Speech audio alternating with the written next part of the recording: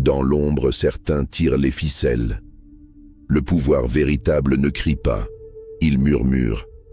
Aujourd'hui, nous allons explorer comment Machiavel, figure emblématique de la pensée politique, nous enseigne l'art de dominer sans être vu. Ce n'est pas la force brute qui impressionne, mais bien l'intelligence silencieuse, la stratégie dissimulée, la capacité à influencer les autres sans jamais se dévoiler. Machiavel, dans son œuvre phare, Le Prince, n'enseigne pas la cruauté gratuite comme certains le pensent. Il décrit plutôt les mécanismes froids et réalistes du pouvoir. Il comprend que, dans un monde dirigé par les apparences, celui qui sait manipuler les perceptions contrôle la réalité. Il nous dit que l'homme politique, ou tout individu aspirant au pouvoir, doit apprendre à dissimuler ses intentions, montrer de la vertu, parler d'éthique, mais garder ses véritables ambitions profondément enfouies. Imaginez une partie d'échecs. Chaque mouvement est calculé, chaque pièce avancée n'est qu'un masque.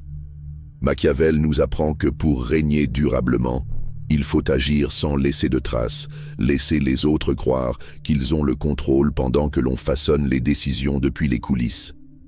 Ce pouvoir invisible est plus redoutable que toute démonstration de force. Parmi les stratégies machiavéliennes les plus puissantes, la première est la dissimulation. Ne jamais révéler ses intentions. Un dirigeant qui montre ses faiblesses ou ses objectifs trop tôt s'expose à la trahison, à la concurrence, à la chute. Il faut parler peu, mais observer beaucoup. Agir par surprise, attaquer là où l'on ne vous attend pas. La deuxième stratégie est celle de l'influence indirecte. Machiavel savait que manipuler directement pouvait créer de la résistance. Mais lorsqu'on agit à travers d'autres, lorsqu'on place des alliés, des complices, des exécutants, on conserve ses mains propres tout en atteignant ses objectifs. Le pouvoir est plus efficace quand il ne semble pas venir de soi. Enfin, la maîtrise des apparences. Dans un monde gouverné par l'image, celui qui paraît bon sera suivi, même s'il poursuit des desseins égoïstes. Machiavel nous invite à projeter une image de vertu, de bienveillance, tout en gardant une main de fer dans un gant de velours. Celui qui semble juste obtient la loyauté. Celui qui l'est réellement peut parfois se faire écraser. Mais ces stratégies ne sont pas réservées aux princes ou aux dictateurs. Dans notre quotidien, que ce soit dans le monde professionnel, dans les relations sociales ou même au sein de la famille, comprendre ces dynamiques nous permet de survivre, de protéger nos intérêts, parfois même de nous élever au-dessus du chaos. Imaginez que vous puissiez désamorcer les conflits sans jamais hausser le ton, influencer les décisions d'un groupe sans jamais en être l'initiateur officiel. Guidez l'attention ailleurs pendant que vous accomplissez vos véritables projets. C'est cela, l'essence du pouvoir invisible. Mais attention, Machiavel ne prône pas l'immoralité gratuite. Il observe un monde imparfait et propose d'y naviguer avec lucidité. La morale reste une boussole intérieure. L'intelligence stratégique, elle, est l'outil. Le pouvoir véritable ne réside pas dans la force, mais dans la finesse. Ceux qui savent écouter, se taire, agir en silence, ce sont eux qui construisent les empires durables. Apprendre à dominer sans être vu, c'est entrer dans un niveau supérieur de compréhension du monde. Et c'est la première leçon de Machiavel. Abonnez-vous pour découvrir d'autres enseignements intemporels sur la stratégie, le pouvoir et la nature humaine. Et pourtant, bien que son nom soit souvent associé à la manipulation ou à la perfidie, Machiavel est avant tout un réaliste. Il ne propose pas un monde tel qu'il devrait être, mais tel qu'il est. Il ne rêve pas d'idéaux inaccessibles. Il scrute la nature humaine dans ce qu'elle a de plus cru, de plus fragile, de plus calculateur. Et c'est dans cette vérité nue qu'il fonde ses conseils. Pour survivre, pour réussir, il faut comprendre les règles cachées du jeu social. Pensez à la société d'aujourd'hui, hyper connectée, saturée d'images, gouvernés par les apparences. Machiavel, s'il vivait en notre temps, n'écrirait pas seulement pour les princes, mais pour les influenceurs, les dirigeants d'entreprises, les communicateurs politiques, tous ceux qui luttent chaque jour pour exister dans le tumulte du monde numérique. Il dirait que dans cette nouvelle cour royale qu'est Internet, le silence stratégique, la posture, la gestion de l'image sont les nouvelles armes. Il conseillerait de ne jamais réagir à chaud, de ne jamais exposer ses failles en ligne, de savoir se taire au bon moment pour frapper au bon endroit. Il comprend que les émotions gouvernent les masses, et que celui qui sait canaliser ses émotions, celui qui sait nourrir l'imaginaire collectif, celui-là détient un pouvoir immense. Machiavel dirait: ce n'est pas celui qui dit la vérité qui triomphe, c'est celui qui dit ce que les autres veulent croire ou craindre. Ce n'est pas le juste qui est suivi, mais celui qui semble l'être. Et c'est là une autre de ses grandes leçons. L'image précède la réalité. Si vous êtes perçu comme fort, vous le devenez. Si vous êtes perçu comme indispensable, on vous garde. Mais si vous êtes perçu comme faible, même si vous êtes honnête, on vous écarte. Le monde est injuste? Oui, mais il vaut mieux le comprendre que de s'en plaindre. C'est ce que Machiavel martèle sans relâche. Ne soyez pas naïfs. Le pouvoir n'est pas gentil. Il est froid, il est pragmatique, il est patient. Mais cela ne veut pas dire qu'il faut abandonner toute forme d'éthique. Il nous pousse simplement à choisir nos combats, à comprendre quand être juste et quand être rusé. Il ne dit pas « soyez cruel », il dit « soyez capable de l'être, si nécessaire ». Il n'idéalise pas la ruse, il l'enseigne comme une compétence, un outil parmi d'autres. Et il nous met en garde, ceux qui refusent de jouer à ce jeu seront joués. Aujourd'hui, dans un monde où la compétition est partout, dans le travail, dans la politique, sur les réseaux, ceux qui comprennent Machiavel ont une longueur d'avance. Ce n'est pas parce qu'ils sont méchants, c'est parce qu'ils sont lucides. Ils voient là où les autres espèrent. Ils agissent là où les autres rêvent. Et surtout, ils comprennent que la vérité, parfois, doit être masquée pour être entendue. Alors que vous regardez cette vidéo, posez-vous la question. Dans votre vie, êtes-vous l'acteur ou le spectateur? Êtes-vous celui qui manœuvre ou celui que l'on manipule? Ce n'est pas un jugement, c'est une invitation à observer différemment, à réfléchir, à sortir de la naïveté. Car comme le disait Machiavel, ceux qui ignorent les mécanismes du pouvoir en deviennent les victimes. Et si vous voulez continuer à plonger dans l'univers fascinant de la stratégie, de la psychologie du pouvoir et des grandes idées qui traversent les siècles, abonnez-vous, partagez cette vidéo et n'oubliez jamais, chacun porte un masque, mais seuls les lucides savent pourquoi. Et dans cette lucidité, il n'y a pas de mépris. Il n'y a que la volonté de comprendre. Comprendre pourquoi certains prennent toujours l'ascendant. Pourquoi d'autres s'effacent malgré leur gentillesse, leur sincérité, leur droiture. Machiavel ne juge pas, il observe. Il ne condamne pas, il éclaire. Et cette lumière, aussi dure soit-elle, est celle dont nous avons besoin pour avancer dans un monde de plus en plus complexe.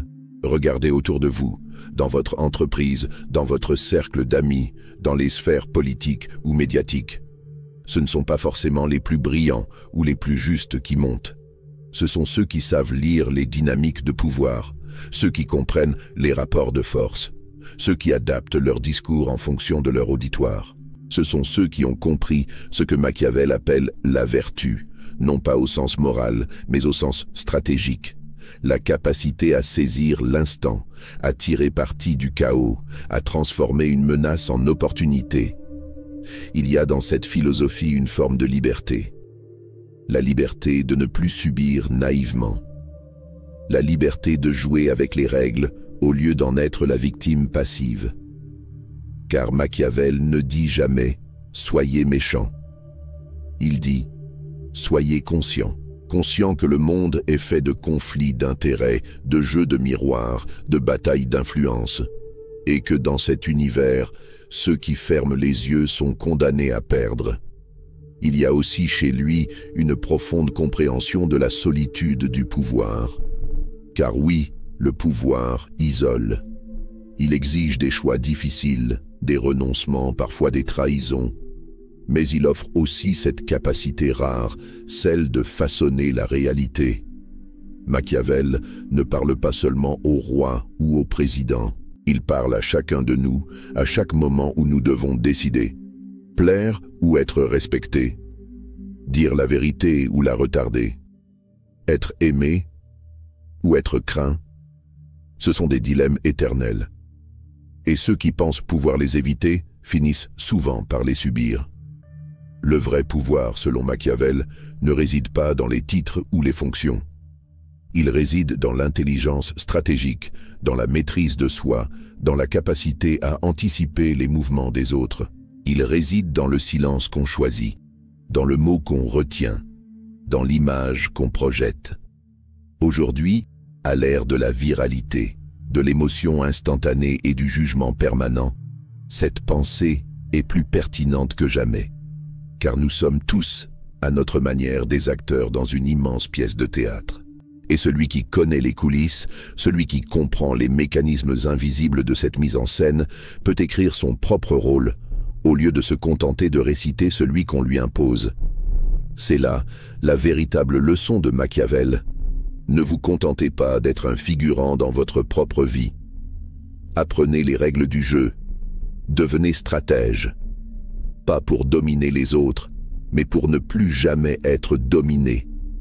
Et souvenez-vous, derrière chaque sourire peut se cacher une intention. Derrière chaque silence, une stratégie.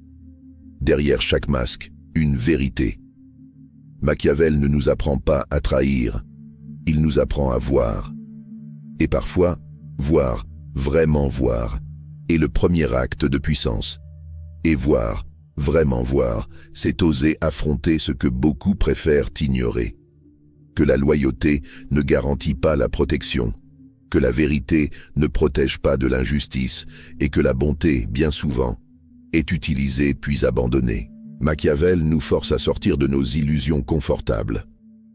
Il ne veut pas que nous devenions des monstres, il veut que nous arrêtions d'être des proies.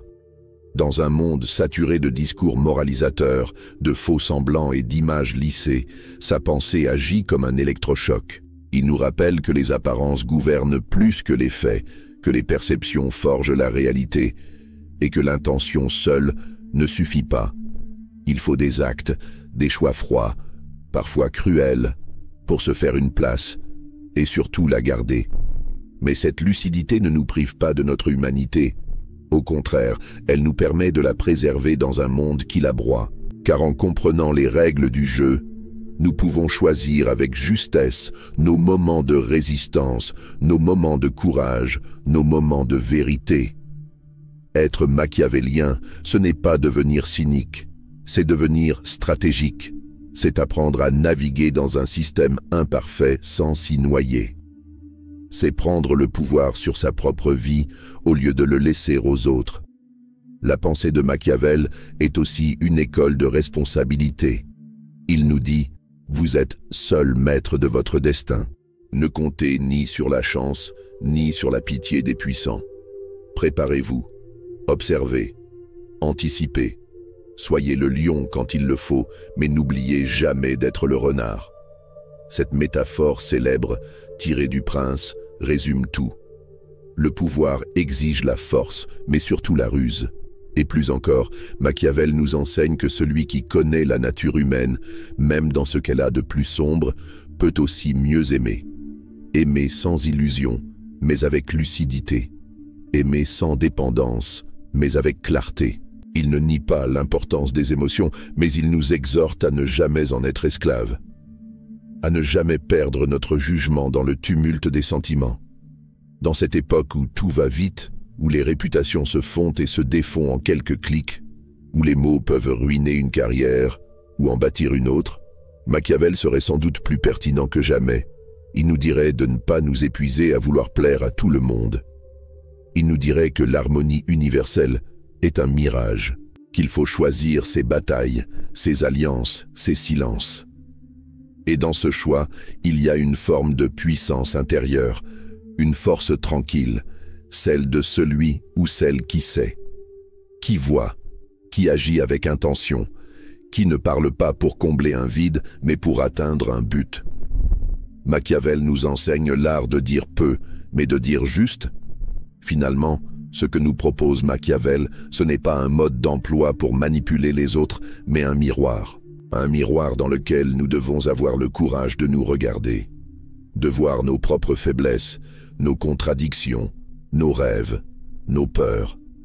Et, une fois cette vérité acceptée, décider qui nous voulons être. Un simple pion sur l'échiquier, ou celui qui comprend les règles, qui connaît les joueurs, et qui avance avec maîtrise. Alors, la prochaine fois que vous vous sentez dépassé, trahi, incompris, souvenez-vous de cette vérité. Celui qui comprend le pouvoir ne cherche pas toujours à le prendre, mais il ne le subit jamais. C'est là, peut-être, le véritable héritage de Machiavel.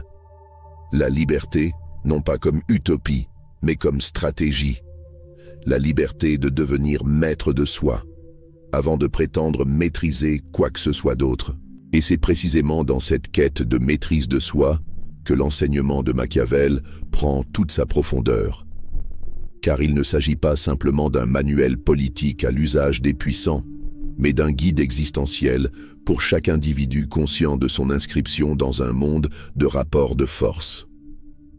Comprendre Machiavel, c'est aussi apprendre à décoder le langage caché des relations humaines, des rapports professionnels, même des amitiés. C'est accepter que, derrière les sourires, il y a parfois des stratégies, que derrière les compliments, il peut y avoir des calculs, et que le vrai pouvoir ne se crie pas, il se ressent, il se maîtrise, il se protège. C'est pour cela que Machiavel dérange. Il ne nous laisse pas tranquilles dans notre confort moral. Il nous force à réfléchir, à remettre en question cette idée que le monde récompense forcément les bonnes intentions. Il nous rappelle que, trop souvent, ceux qui réussissent ne sont pas les plus vertueux, mais les plus lucides. Ceux qui voient les choses comme elles sont, et non comme ils voudraient qu'elles soient. Dans la société actuelle, où l'image prévaut sur le contenu, où le paraître supplante l'être, Machiavel serait sans doute un des rares à ne pas être dupe. Il verrait clair dans les illusions numériques, dans les stratégies de communication déguisées en authenticité, dans les grandes déclarations vides de sens. Il nous rappellerait que toute communication est une bataille pour l'influence, que la vérité n'a pas toujours de voix et que le pouvoir parle souvent à voix basse, mais frappe fort. Mais au-delà de cette froide lucidité, il y a chez Machiavel une forme d'humanité, une compassion discrète pour ceux qui se perdent dans les règles du jeu parce qu'ils refusent d'admettre qu'il y a un jeu. Il nous dit « Ne soyez pas naïfs ». Car la naïveté, dans le monde réel, se paie cher. Mais il ne nous dit pas d'abandonner nos valeurs. Il nous dit de les défendre avec intelligence, de les incarner sans candeur, de les adapter sans les trahir. Ce que Machiavel offre, c'est une boussole. Une boussole pour ne pas se laisser dévorer par les autres, ni par le système. Une façon de traverser la vie avec les yeux ouverts, les pieds bien ancrés et l'esprit affûté. Il nous pousse à penser stratégiquement, non pas pour dominer, mais pour ne pas être dominé, pour avancer dans l'arène de la vie avec force, mais aussi avec finesse. Alors oui, peut-être que ces mots semblent froids, peut-être qu'ils choquent car ils touchent là où ça fait mal, notre désir de croire que le bien triomphe toujours, que le monde est juste, que la vérité suffit. Mais en les lisant, en les comprenant, on réalise que sa vision n'est pas une condamnation du monde, mais un mode d'emploi pour ne pas s'y perdre, pour y trouver sa place, pour s'y faire respecter. Et dans un monde en mutation constante, dans une époque où l'incertitude est la seule certitude, les leçons de Machiavel n'ont jamais été aussi précieuses. Elles ne nous disent pas quoi penser, elles nous apprennent comment penser, comment agir, comment survivre et même s'épanouir dans un environnement complexe, instable, souvent injuste. Car au fond, Ce que nous apprend Machiavel, c'est que le véritable pouvoir ne réside ni dans la force brute, ni dans la manipulation. Il réside dans la clarté intérieure, dans la capacité à voir au-delà des apparences, à poser des actes réfléchis, à anticiper les coups, à choisir ses batailles, et surtout à rester maître de soi-même, dans un monde qui cherche sans cesse à nous distraire, nous disperser, nous diviser. Voilà pourquoi Machiavel n'est pas l'ennemi de la morale. Il est son miroir le plus exigeant, celui qui nous oblige à passer de l'idéal à l'action, du rêve à la stratégie, de la naïveté à la maîtrise. Et dans cette transformation, c'est peut-être là que commence la véritable liberté.